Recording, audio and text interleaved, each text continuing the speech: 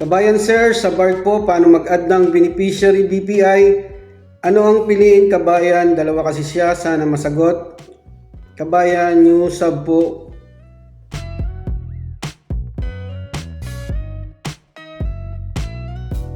Yo, what's up mga kabayan? Ayan, magta-transfer po tayo, BARC to BPI.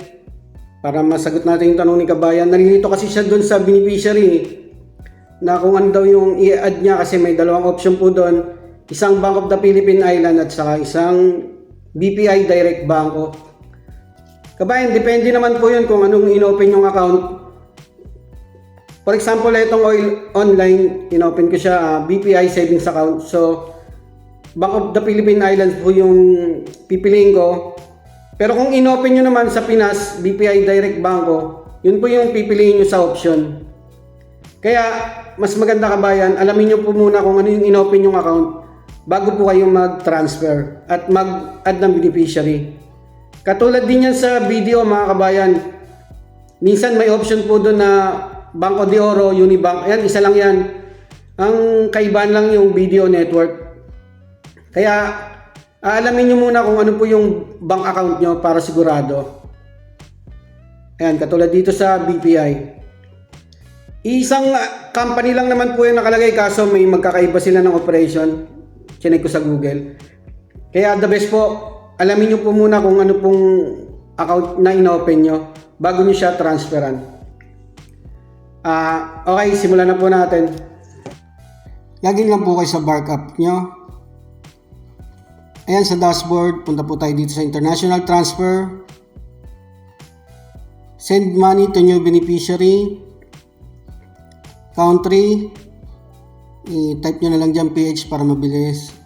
Ayan, Philippines. Tapos, currency. Siyempre, Philippine Peso po mga kabayan. Nasa una na yung bank transfer. Click nyo na yan. Yan, i-scroll nyo lang. Hanapin nyo na yung banko nyo. Ito, dito nalilito si kabayan. Bank of the Philippine Island at saka yan, BPI Direct Banco.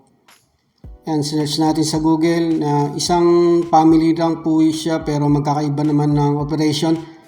Kaya ma-advise ko mga kabayan, i-check nyo po muna kung ano yung account na inopen nyo para sigurado.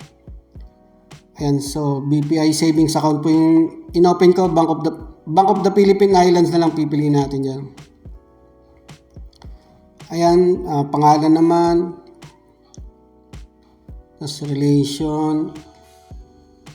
Pag sarili nyong account, lagay nyo sa personal, pero pag hindi naman sa family. Account number, siguraduhin yung tama mga kabayan na pangalan at account number. Click nyo na yung continue. Ito optional lang, kahit hindi nyo nalagyan. Age saka nationality, okay lang yan. Pero nilagyan ko na. Continue ulit. Tapos tatawag na yung BARC operator para sa activation ng beneficiary nyo. Sagutin nyo lang kung ano yung please press 1 if you want to add a new beneficiary. Pressed. Thank you.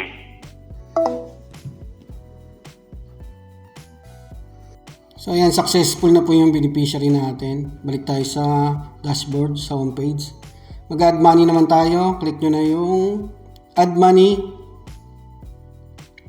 Tapos ayan, lagay nyo na yung amount dyan. 100 Saudi Riyal, ita-transfer natin. Tapos lagay nyo na dito yung security code ng ATM nyo, yung 3 digit. Pag wala pa kayong na-add dyan na ATM, click nyo lang itong change. Para makapag-add na kayo ng ATM nyo. Ayan, click nyo lang add new card. So meron na akong ATM na na-add. Balik tayo dyan. Lagay na. Tapos click nyo na continue. Magsisend ng OTP yung banko nyo. Lagay nyo lang dyan. Tapos click nyo yung blue para sa confirmation. So ayan. Nakapag-add na tayo. Balik tayo sa home. Done na. Magta-transfer na po tayo. And makaka-receive din po kayo ng mga SMS kada transaction. Click nyo na international transfer. Tapos recent beneficiaries.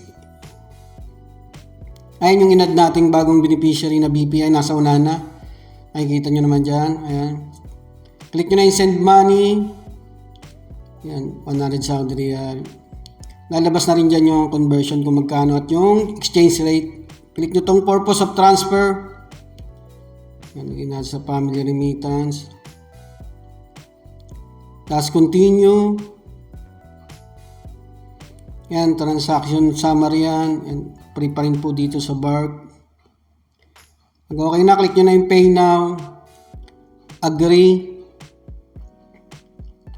Magsisend ng OTP ang BARC. So, ayan, in progress. Nakalagay po dyan. I-share, hindi ko na siya i-share kasi sa akin naman siya.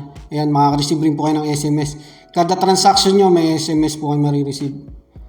Para ma-check nyo po yung status ng padala nyo, back tayo sa homepage. International transfer ulit. Tapos ayan, transfer history.